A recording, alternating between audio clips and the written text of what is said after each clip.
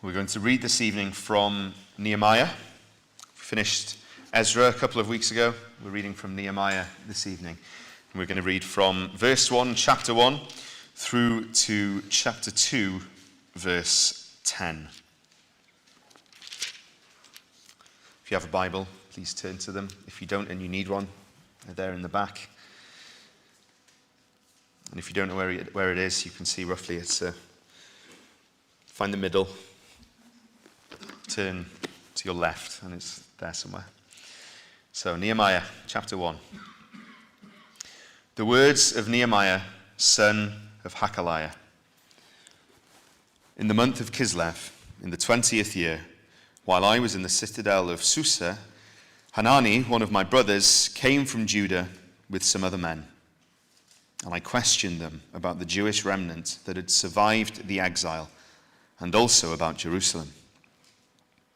They said to me, "Those who survived the exile are back in the province and are in great trouble and disgrace.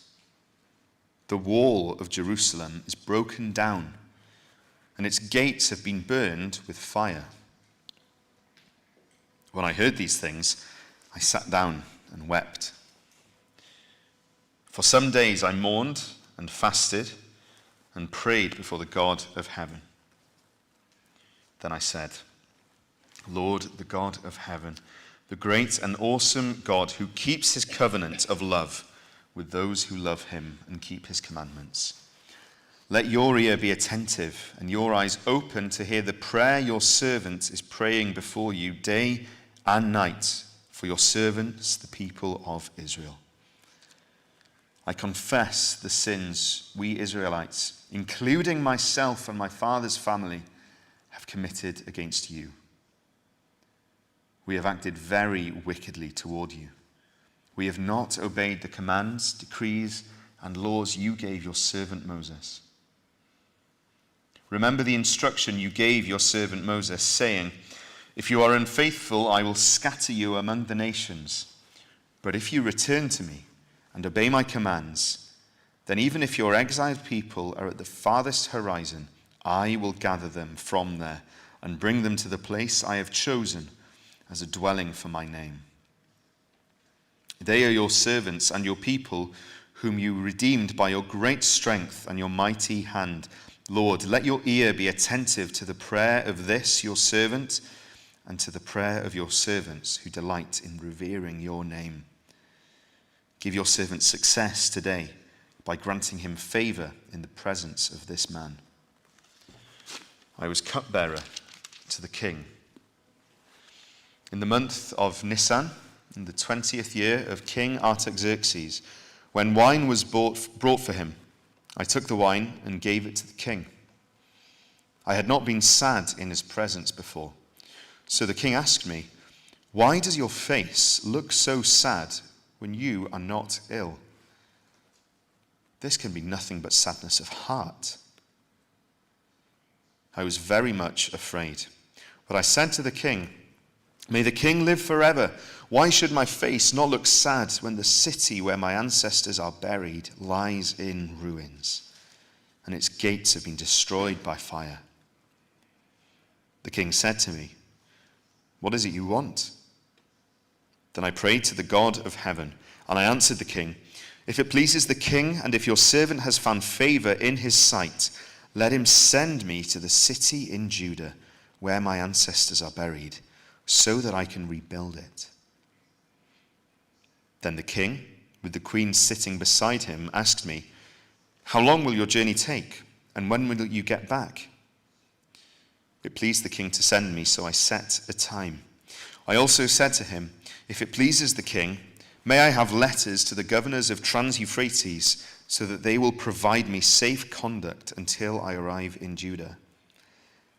And may I have a letter to Asaph, keeper of the royal park, so he will give me timber to make beams for the gates of the citadel by the temple, and for the city wall, and for the residence I will occupy.'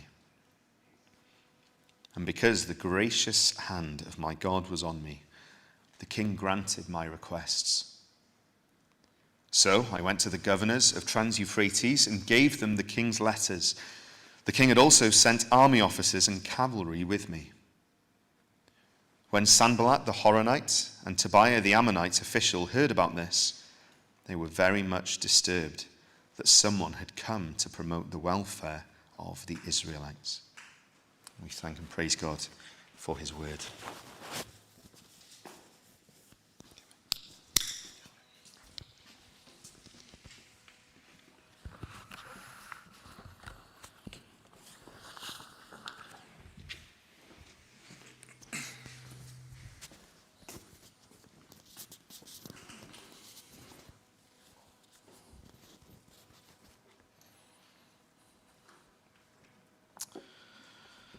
Amen. Well, as we turn to the book of Nehemiah, it's always good to remind ourselves of what we have been looking at, which is the book of Ezra. And just to remind us, it is a compilation of the same story in sort of three parts. So if you can imagine a three-part story, stage one or part one of the story was under Zerubbabel. Some people some of the Israelites came back from exile back to Jerusalem, and they rebuilt the temple. That was stage one. That's the first half of the book of Ezra.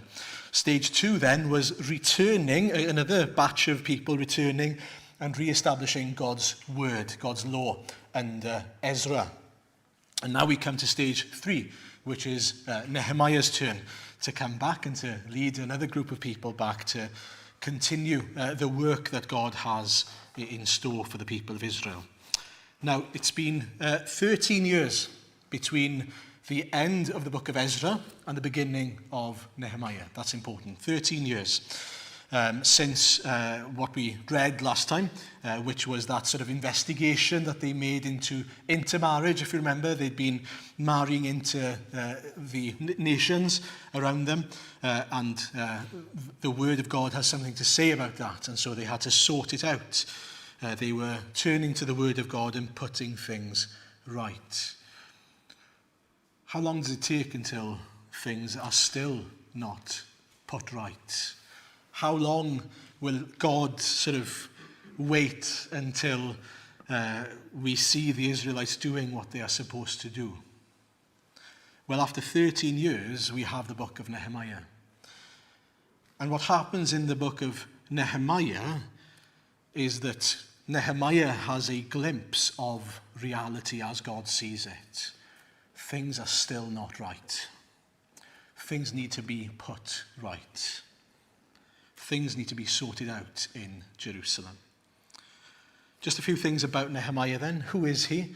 We don't know much about him. We know he's the son of someone. We know that he is a cupbearer to the king. Apart from that, really, we don't know.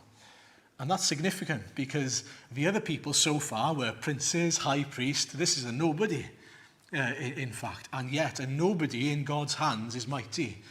A nobody who is an instrument, a vessel in God's hands, can be used to do great things if he is willing and if he is obedient, or if she is willing and if she is obedient. That's a great challenge to each and every one of us, whoever you are, whether you are in a position of authority, high up somewhere, or whether you are considering yourself to be a relative nobody. Now, Nehemiah would have likely been a slave to the king, and he was very much dispensable. What I mean by that, his job was literally to check that nobody had poisoned the wine of the king. So he would take the batch of wine that was given to the king, and because the king was under so much of a threat, can you imagine, they'd want someone to test out the wine in case it was poisoned before the king took it. So he was very much dispensable, wasn't he? Because if it was poisoned, he'd be the one to die. And yet through that job, the king gets to know Nehemiah. And to know him well, and he's full of integrity before the king. That's very clear to see as we move on in the story. And through his life as a Jew who loved the Lord, because of not only his service to the king, but also his integrity, clearly, he was then allowed, and God's hand was upon him as well, obviously, he was allowed to do the work. God opened the door for him to do the work that he was called to do.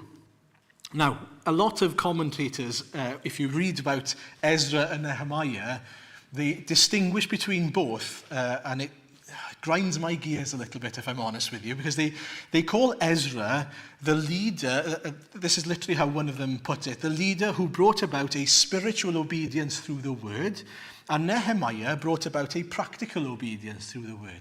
Now that's nonsensical, and that's something that is an issue today. And what I mean by that is the work that Nehemiah did was just as spiritual as the work of Ezra. Yes, he was there to rebuild the walls and the gates of Jerusalem. Yes, he was there to lead, in a sense, and I get what they're getting at, a practical work. But he was marked by prayerfulness. He was marked by diligence and complete obedience to the Lord. He was marked by humbling himself, trusting in the Lord in all things, despite being scared to face the king, despite feeling perhaps like a nobody with no right to ask such things of the king, and yet he was spiritual just as Ezra was spiritual in his work. You know, even in these days, there is a bit of a worry, I think, in our day, that when it comes to service to God, we think that sort of in the front service to God, when someone preaches or teaches from the word, is somehow more spiritual than someone who's cleaning up in the kitchen. That's nonsensical.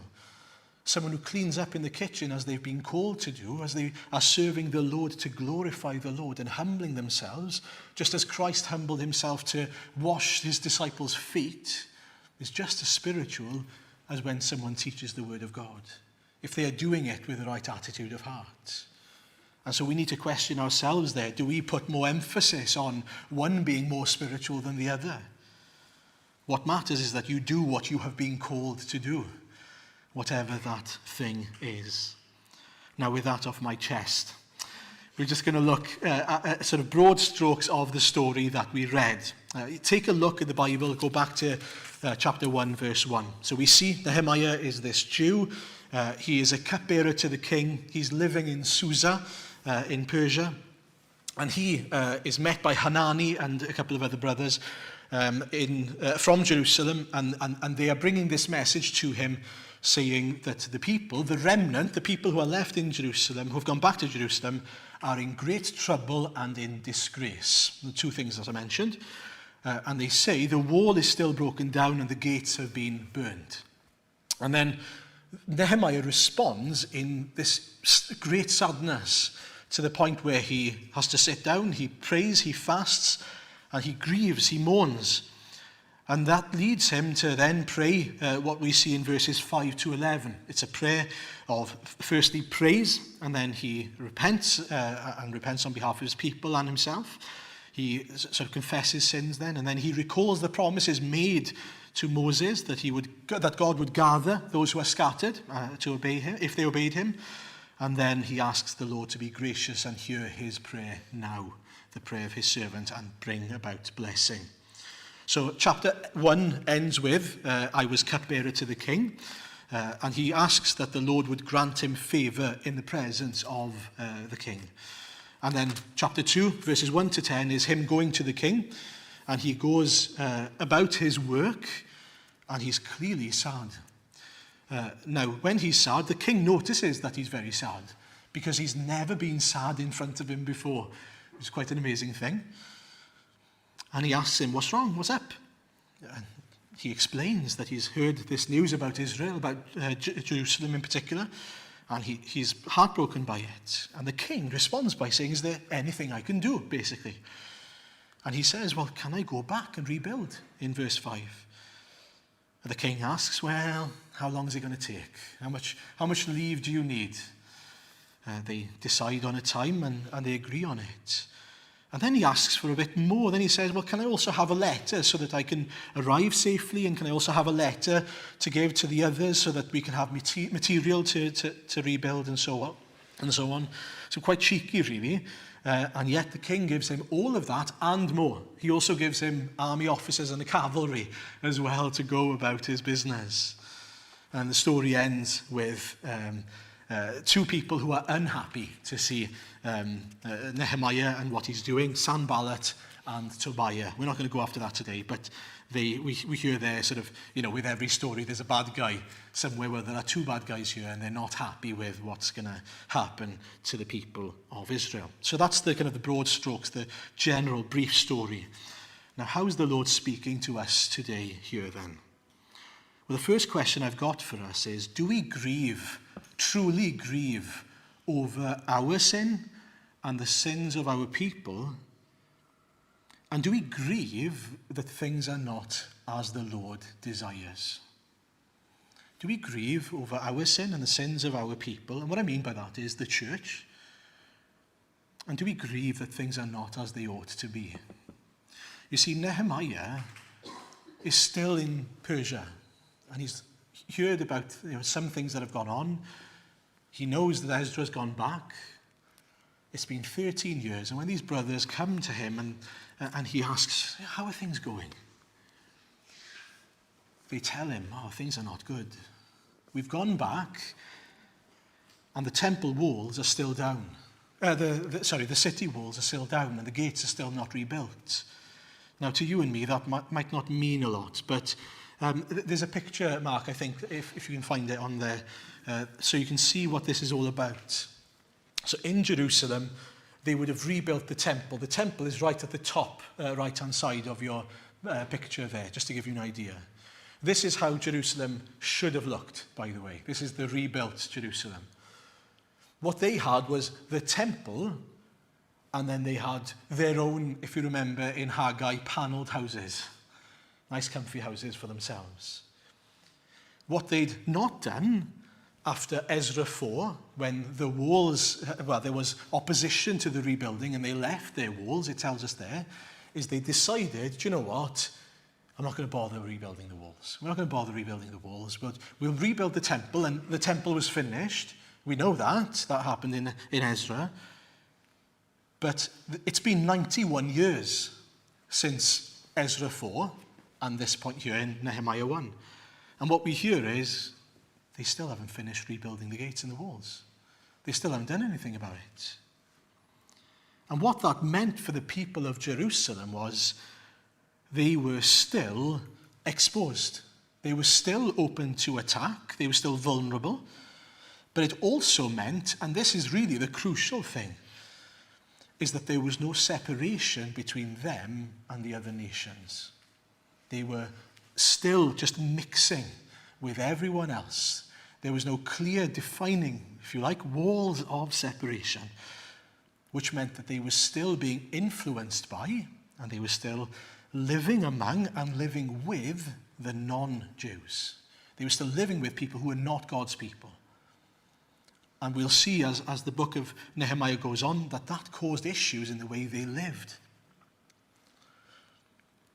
They were still living like exiles, not the established people of God who were set apart to live in a holy way, in a way that was pleasing and honoring to God. They were constantly, therefore, in fear because they had no protection. They didn't have any walls and gates. But more than that, they were not saying, these are the defining walls that say we are God's people. This is who we are. This is where we belong. And when Nehemiah hears that the walls are broken down, he is heartbroken. He is absolutely heartbroken. Do you see it? As far as I can see, Hanani and the brothers, they turn up, they have a chat with Nehemiah, and Nehemiah asks, so how are things, like you do, isn't it? How are things with you? How are things in Jerusalem? And they say, actually, they're not good. Things are not as they should be. Now, if you heard that, how would you respond? Generally, what we do is this, isn't it? We go, that's a shame. I'll pray for you. Yeah? Is that a fair estimate? That's usually what we do, isn't it? When we hear about bad news, especially when we're detached from it, we go, that's a real shame. You can see it bugs them, but, you go, what a shame. I'll keep you in my prayers, maybe. But that's not Nehemiah's response at all. Look at verse 4. He sat down and wept, and he mourns. That's what he does. Have you ever heard really bad news to the point where your legs give way? You know, that sort of news where you tell someone before you tell them you should sit down. That's the news that he hears here. He weeps, he mourns, he fasts, and he prays for days later. Not minutes, not hours, days. It's broken him. Broken him. Hearing that people, God's people, are not living like they should, absolutely breaks him. Breaks his heart. God is not being honoured in Jerusalem. The people of God have not done what they should have done. They are not setting themselves apart. They're not distinguishing themselves. Now, why all of a sudden now? Why does Nehemiah do this all of a sudden now? Theologians suggest that there were regular comings and goings from Susa to Jerusalem, and so he'd have heard bits and pieces, but something strikes Nehemiah now. Now, that can only be a work of the Holy Spirit, ultimately. There's something about Hanani and the brothers, the way they explain the message and the way God opens Nehemiah's eyes to the message here, where he goes, oh my goodness, things are so bad. Do you know what the people of Jerusalem would have been saying? Oh, it's not that bad. We've got a temple. At least we've got a temple. At least there is a church, in other words. At least there are Christians. Isn't that what we say? Isn't it? But what kind of Christians? What kind of a church are we? Are we a church that glorifies the Lord? Are we a church with clear walls of separation between us and the world? Are we a church that shines in darkness? Are we a people that glorify and honour the Lord as we ought to? Or are the walls broken down? Are the gates burnt? Do we grieve knowing that we are not as we ought to be? Knowing that we are not the fervent, God-honouring, God-loving church that we ought to be? Do we care that people look at us and they see that we're not that different from them after all?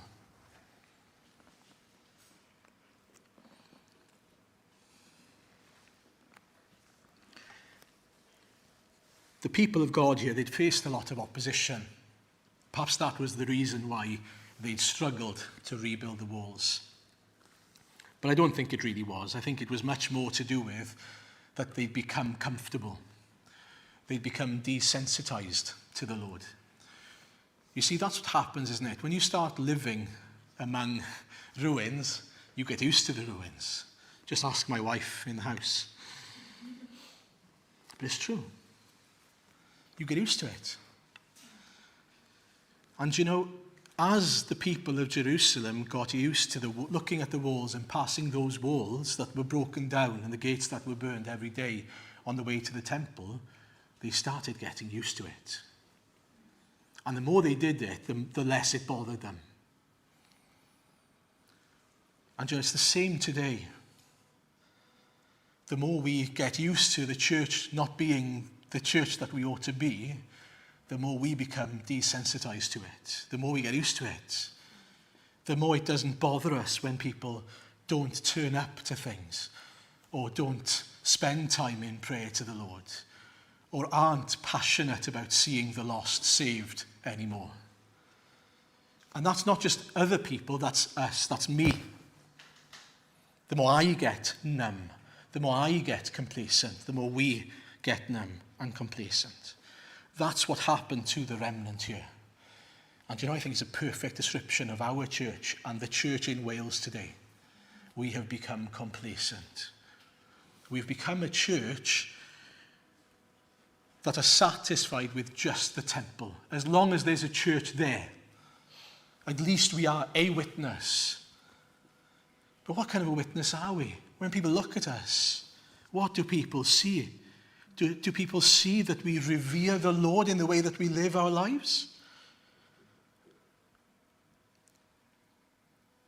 In verse 11, Nehemiah says, "Hear the prayer of your servant and the servants who revere your name."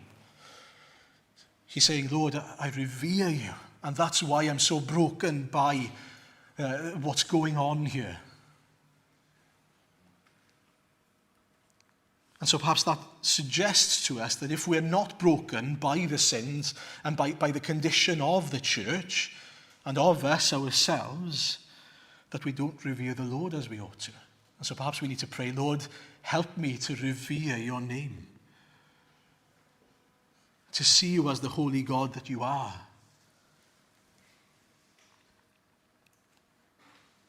You see, the people of Jerusalem were meant to be glorifying God and a blessing to the other nations. That was their purpose.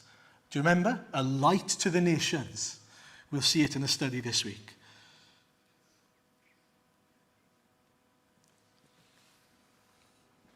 But they weren't, were they? They weren't glorifying the Lord even. They weren't living as they were called to be living. And so when people were looking at them, they were saying, well, what kind of a God do they worship if they can't even be bothered to do what he says they should do? If they don't obey him, surely they don't revere him. And you know, people look at the church today and they say the same thing. If they really, truly loved the Lord, they would revere him. They would do what he's called them to do.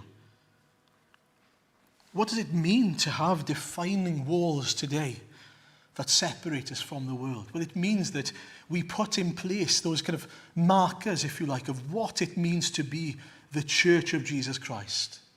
What it means is that we say, for example, we submit wholly and completely to the Word of God, which means that we have clear defining walls when it comes to marriage, when it comes to teaching in the church, when it comes to how we deal with foreigners, for example. Everything that it says in the Word.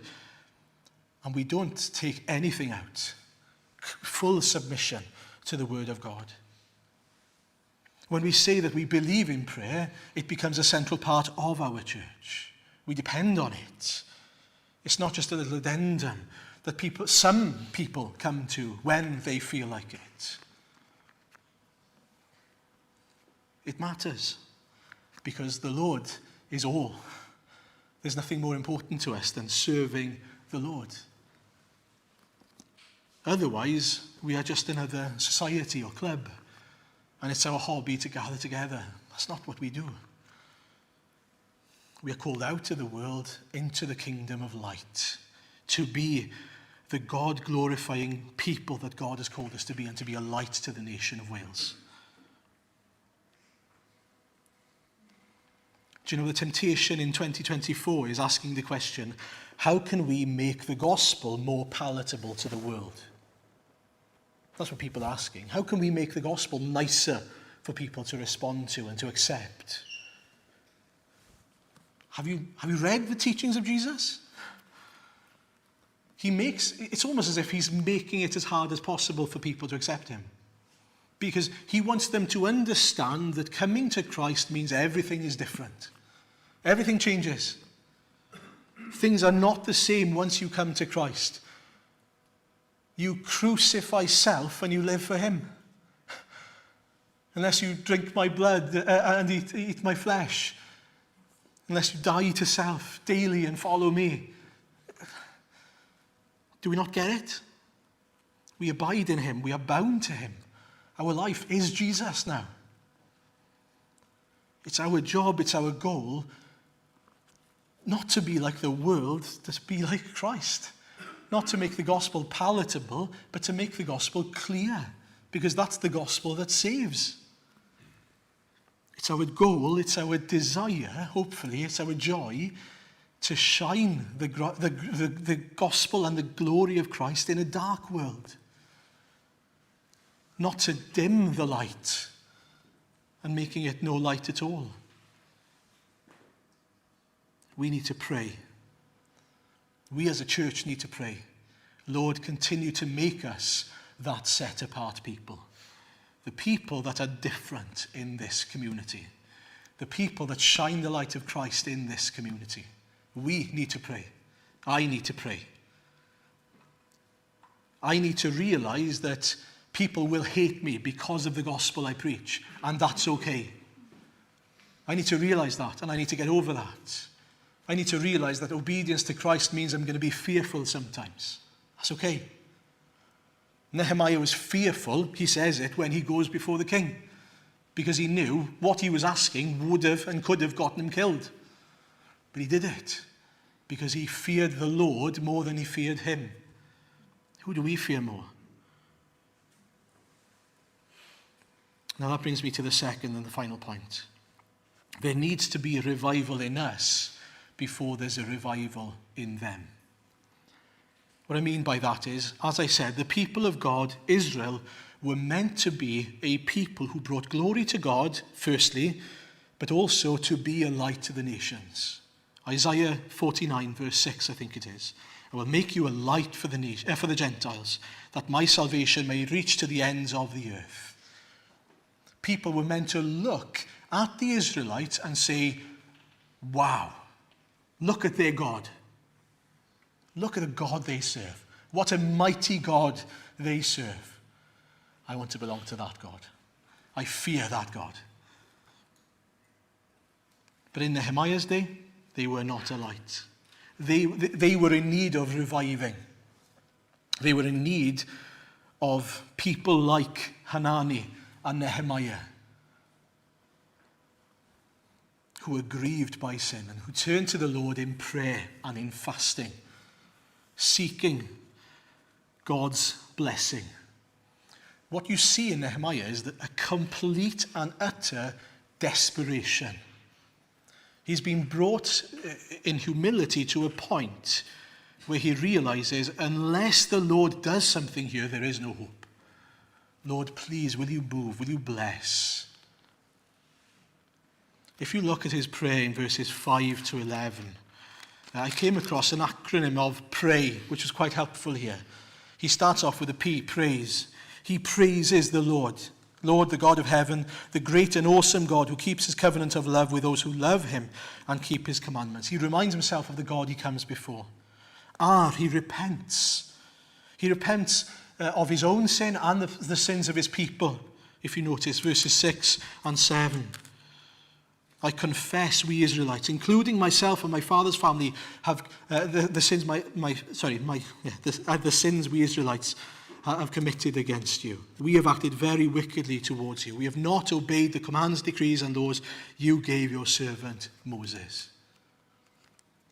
When was the last time we repented and truly repented that we are not living as we ought to live? Do you know what Satan can often do is make us think that actually, because we're comparing ourselves to the world, I'm not doing that bad a job. I'm not that bad. People are worse than me. I have acted wickedly. I have not done what the Lord has called me to do. I've not lived as I should. And then, he agrees with God's promises, or he brings to mind God's promises. Remember the instruction you gave your servant Moses, saying, if you are unfaithful, I will scatter you among the nations, but if you return to me and obey my commands, then even if your exiled people are at the farthest horizon, I will gather them from there and bring them to the place I have chosen as a dwelling for my name. And then lastly, he yearns. That's the why. And that's a principle, by the way, for prayer, whatever you're praying. Praise, repentance, agreeing with God's word, and yearning. That's very helpful if you want to write that down. Yearning for mercy, grace, and blessing. Lord, show me your favor. Help me here. And he realizes, again, through the Holy Spirit, I'm assuming, that he is the answer, or the vessel for the answer to his own prayer. He realizes that this burden has led him to be the one who is sent to Jerusalem to rebuild the walls. But it's not just about the walls, understand that. It's not about building the walls. It's about reviving the people.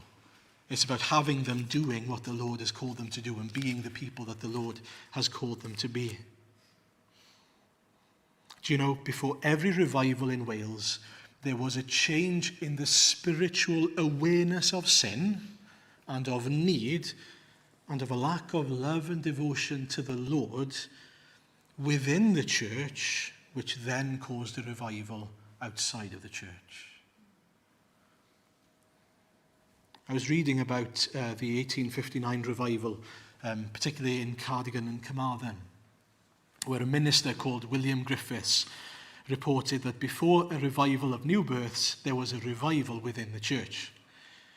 They started to see the severity of their own sin, their own spiritual coldness toward God, their own need for the Spirit, in their own lives, first of all, to save, and then to save others as well, obviously.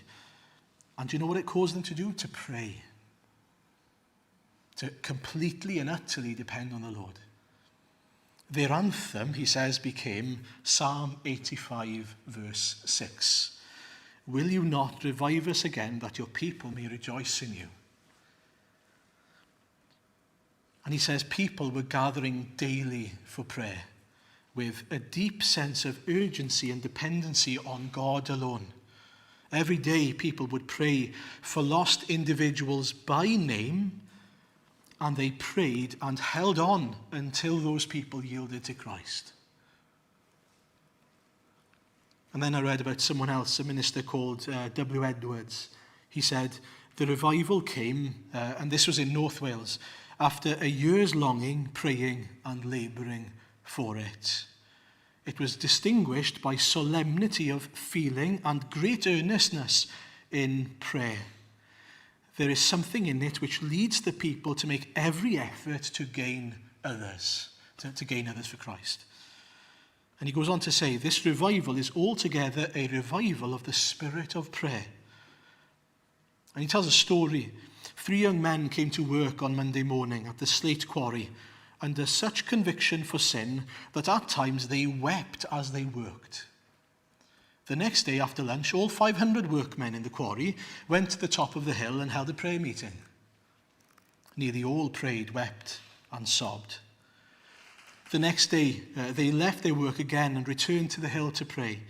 They also met each evening in the church. On Saturday, the men went back to their surrounding churches and spread the revival fire. At 8 o'clock Sunday morning, another prayer meeting was held. The workers and their families prayed and wept and prayed until they were exhausted. When was the last time you prayed until you were exhausted? At noon, all the congregations and churches met on top of the hill near the quarry to pray. The prayer meetings continued the following week. All denominations were affected, and the greater part of the population was saved and became church members. The revival began in October, and the revival fires were still burning in January. There was prayer and more prayer. Other slate quarries reported similar revivals. Often they began with the most licentious sinners who would fall on their knees one after another and pray for 5 or 10 minutes. Others would hear, and soon they were on their knees weeping and praying also. At times 5 or 6 people would be on their knees in various places, each praying at the same time and seemingly oblivious of others. The children formerly cursed and swore as they played, following the example of their parents at home. Now they've held prayer meetings, sang, read the Bible and prayed for hours. Young men 15 to 20 years of age went to private homes after the public service and held their own prayer meetings there. The earnestness, humility, sense of their own weakness, the clear perception of Christ as their only refuge and of the Spirit's influence as their support, guide and consolation is beyond anything I have ever witnessed before. Never since the commencement of my ministry have I seen men so earnest. Nothing has caused me so much surprise as to hear these men engaged in prayer. They pray so scripturally and earnestly that I am constrained to believe that they are taught by the Spirit of God. Now, can we say that we are honestly there? We can't, can we? We can't say that we are experiencing that depth of awareness, that depth of urgency, that depth of dependency on the Lord as our only refuge, and on the Holy Spirit as our guide, our consolation, our support. Which tells us what? We need the Spirit to move. But the Lord Jesus said, if we ask for the Holy Spirit, he will give us the Holy Spirit. And so the answer is prayer. The answer is to turn to the Lord and ask that he would give us the urgency, give us the awareness, that he would move powerfully and revive us. As I said, that was their anthem. Revive us, that we may rejoice in you, Lord. We have grown cold to God's word. We've grown cold to sin in the church and outside the church. We need to ask the Lord to revive us, to help us to see what the Lord sees. Now, a few challenges for us to finish. When we hear that a church has collapsed or has split, when we hear about a brother or sister in Christ who has now walked away from Christ, does it break our hearts? That's the body of Christ. That's our church. Does it cause us to weep and to fast over the church, over Christ's glory among us here on earth? And us ourselves, when we know of our own sin, does it grieve us? Or have we become desensitized to our own sin?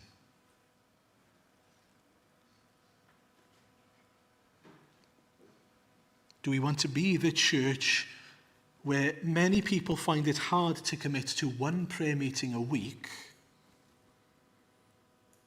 when it should be our utter delight to be finding ways to meet with each other to pray daily?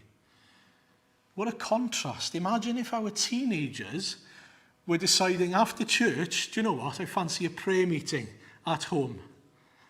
Wouldn't that be amazing? Wouldn't that be incredible? Is that what we desire? Imagine if you went to work and you were struggling to work because you were looking at the people around you and you're just so grieved by sin around you and sin in you. Wouldn't that be amazing? That drove you to the Lord in prayer?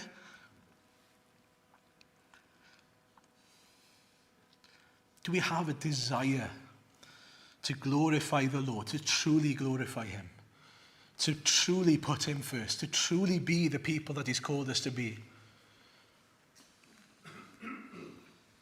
We've got to be honest. I've got to be honest. There are so many conversations. It struck me this week as I was preparing, I'll be honest with you. There are so many conversations I've had with friends and with people in my neighborhood where I've not been driven by the desire to preach Christ to them. And I need to repent about that. I need to ask the Lord for a desire.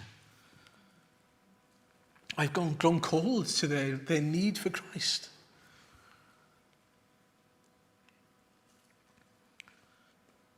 Again, this is not a case of, when we read about revivals and so on, it's important to remember that's a move of the Spirit.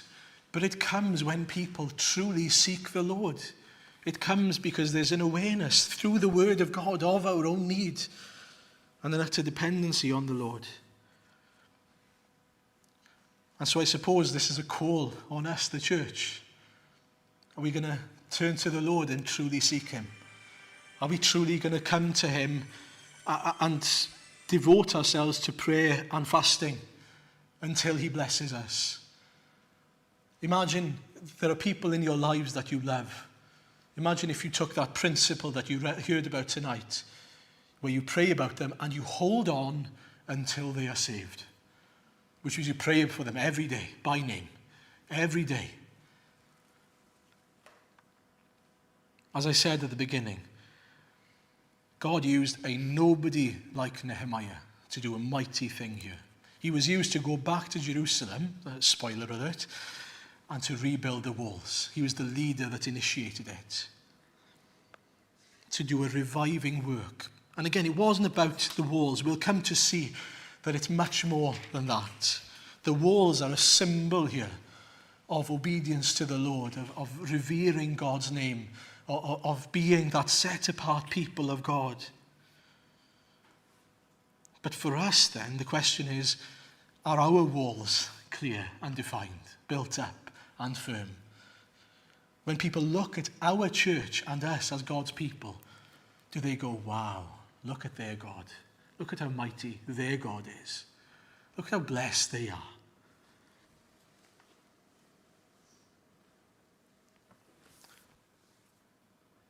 If the Lord spent a week, if the human Lord, both God, man, Jesus, spent a week in Penuel,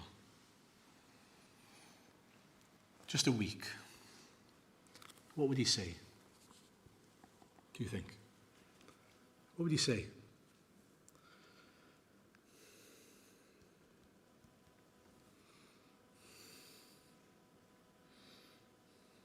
What would he say?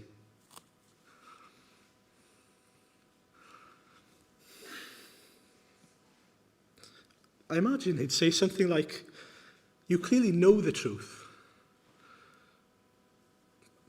but you don't do it. Because we clearly know our scriptures, but we don't do it.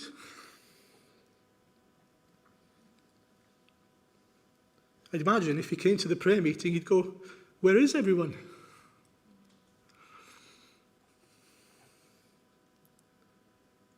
And so we need to pray. Lord, will you not revive us again, so that your people may rejoice in you? And so we're going to spend a bit of time in prayer now. We'll do it together in groups. So if we can all gather in groups of 5, we'll spend some time in prayer, asking the Lord to convict us of sin, to convict us of our need for him, to pour his Spirit upon us, and to bless us as his people. And then I'll bring the time to a close, and then we'll respond by singing at the end. Okay.